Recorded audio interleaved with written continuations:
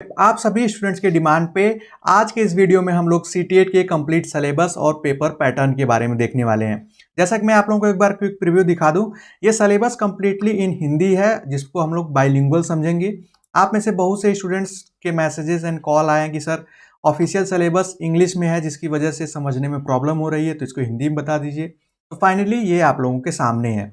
इस सिलेबस को डिस्कस करने से पहले, स्टार्ट करने से पहले 2-3 चीजें जान लीजिए कि जो सीटेट है वो 2 चरणों में आयोजित होता है। इसका मतलब क्या है?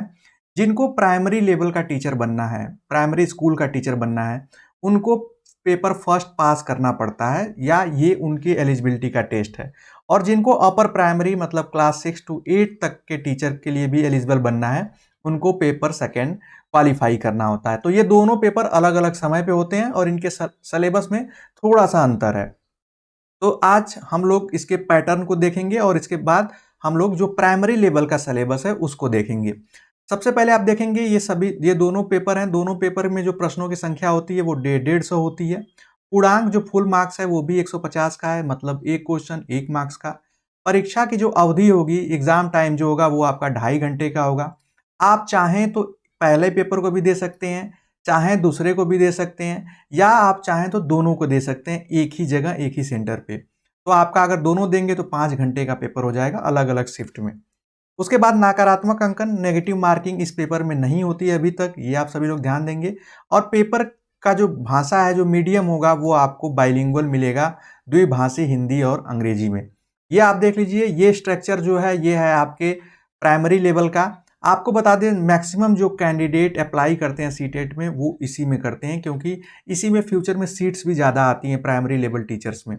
आप देख पाएंगे आपको मेजर 5 पोर्शन मिलते हैं जो कि पांचों कंपलसरी हैं, अनिवार्य हैं। जिसमें पहला जो है वो है सीडीपी, जिसको हम चाइल्ड डेवलपमेंट एंड पेडागोजी और हिंदी में इसको बाल विकास एवं शिक्षण शास्त्र कहते हैं, जिससे आपको 30 प्रश्न मिलते हैं जो कि 30 मार्क्स के होते हैं। उसी तरीके से लैंग्वेज फर्स्ट, भाषा प्रथम और भाषा द्वितीय, आपको 2 भाषाओं को चूज करना होता है जब आप फॉर्म फिल करेंगे। अभी हम लोग नीचे देखेंगे।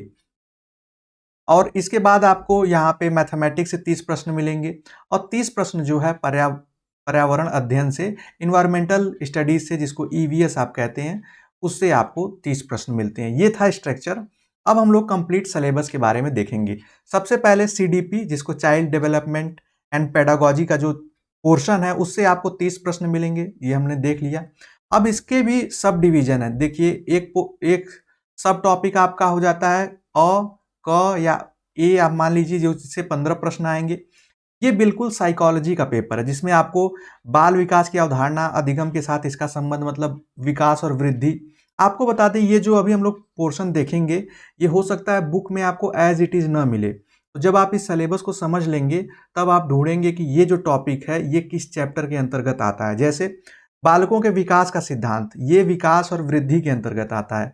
अनुवांशिकता एवं पर्यावरण का प्रभाव, अनुवांशिकता जिसको वंशानुक्रम कहते हैं, हेरिडिटी के चैप्टर में आपको मिलेगा।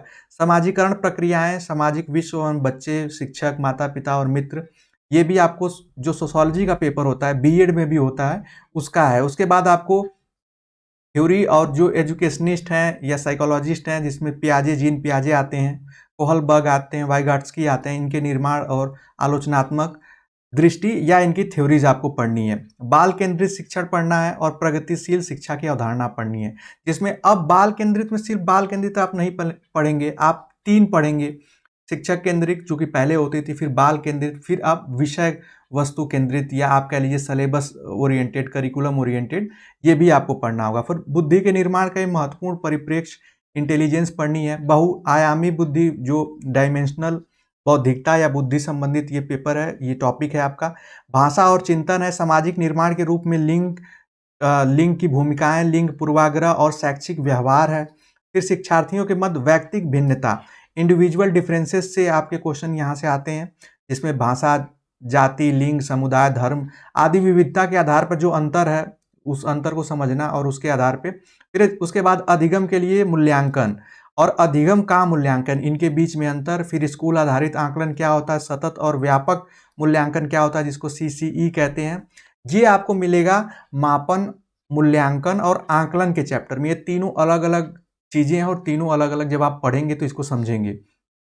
यहाँ पे उसके बाद लास्ट जो है शिक्षार्थियों के कि तैयारी के स्तर का आकलन, ये थोड़ा सा आपको डिटेल में है, लेकिन आप एक जान लीजिए कि ये आपका साइकोलॉजी का ही पोर्शन था।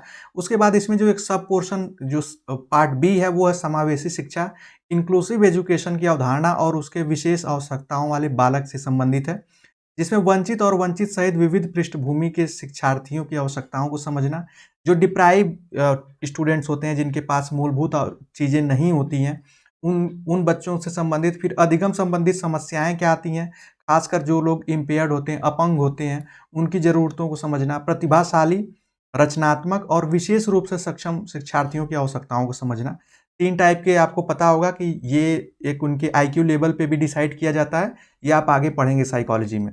फिर 10 प्रश्न आपके आते हैं अधिगम और शिक्षण शास्त्र से, लर्निंग और पेडागोजी से, जिसमें आपको पढ़ना होगा बच्चे किस प्रकार से सोचते हैं, सीखते हैं, ये चीज़ें। उसके बाद शिक्षण और सीखने की बुनियादी प्रक्रियाएं क्या हैं, इसमें लेवल ऑफ टीचिंग आ सकता है, मतलब वो डिटेल में है, ये बस आपको आउटलाइन दिया गया है सिलेबस में।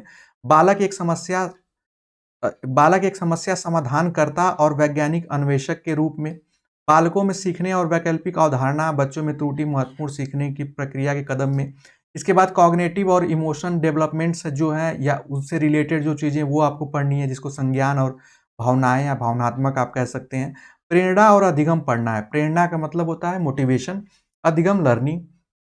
फिर अधिगम में योगदान देने वाले कारक कुछ व्यक्तिगत या निजी कारण होते हैं और कुछ पर्यावरणीय कारण होते हैं।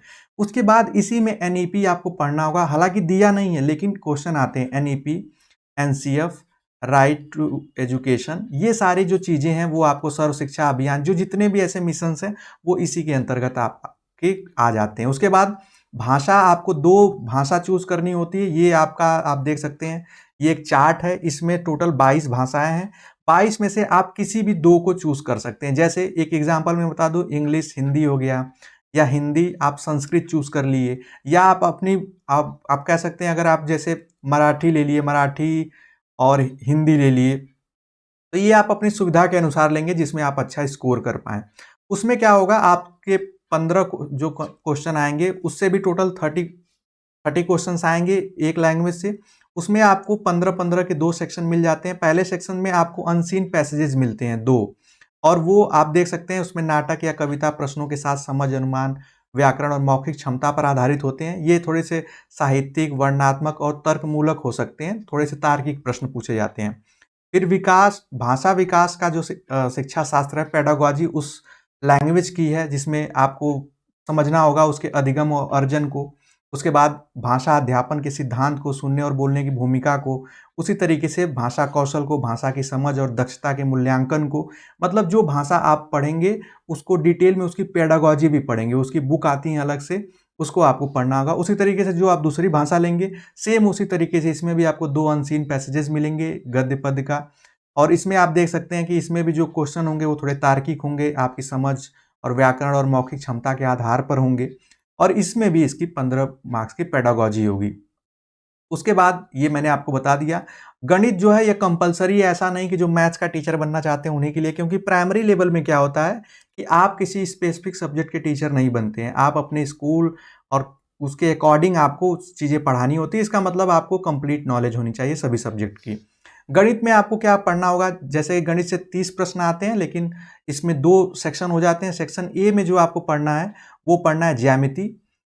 ये विषय वस्तु है ज्यामिति, हमारे चारों ओर विद्यमान ठोस पदार्थ, हमारे आसपास के ठोस पदार्थ, ये एक ही हो जाता है। नंबर, जोड़ घटाना, गुणा भाग, माप, वजन, समय, आयतन, आंकड़ा प्रबंधन, पैटर्न और राशि, ये आपके मैथ्स के मेजर पोर्शन है। उसके बाद अध्यापन संबंधित मुद्दों में आप पढ़ेंगे गणित और तार्किक सोच की प्रकृति क्या है, पाठचर्या में गणित का स्थान क्या है, ये पेडागोजी है इस सब्जेक्ट की, थोड़ा सा ये आपको पढ़ना पड़ेगा। गणित की भाषा क्या है, सामुदायिक गणित क्या है, औपचारिक और अनौपचारिक तरीकों से मूल्यांकन कैसे होता है, शिक्षण की समस्याएं क्या क्या हैं, खासकर गणित के शिक्षण में क्या क्या समस्याएं आती हैं, नैदानिक और उपचारात्मक शिक्षण क्या है, डायग्नोसिस और रेमेडियल टीचिंग क्या है, ये आपको गणित में पढ़ना होगा। उसके बाद जो 30 प्रश्न आते हैं आपके ईवीएस से आते हैं, इसमें भी आपको 2 सेक्शन मिलेंगे।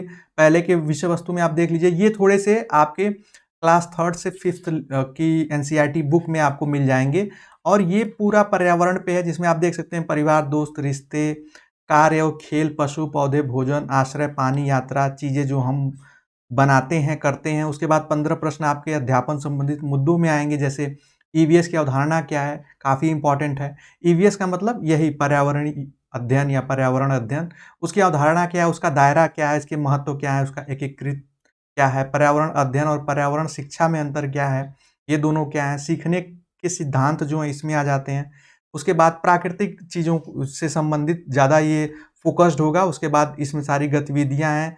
CCE है, जिसको हमने अभी देखा, कंटिन्यूअस एंड कम्प्रिहेंसिव इवैल्यूएशन, ये आ जाता है। शिक्षण सामग्री, टीचिंग एड और ढेर सारे इश्यूज जो हैं ये इसमें आपको मिलेंगे। जब आप प्रीवियस ईयर पेपर करेंगे तब ये चीज़ें और ज़्यादा और बेटर क्लियर होंगी। यहाँ पे सिर्फ और सिर्फ अगर आप लोग ऑलरेडी अगर फर्स्ट ईयर या कह लीजिए या सेकेंड सेमेस्टर आप पास कर गए होंगे या एग्ज़ाम दे लिए होंगे तो आपको बहुत सारी चीज़ें समझ में आ रहेंगी।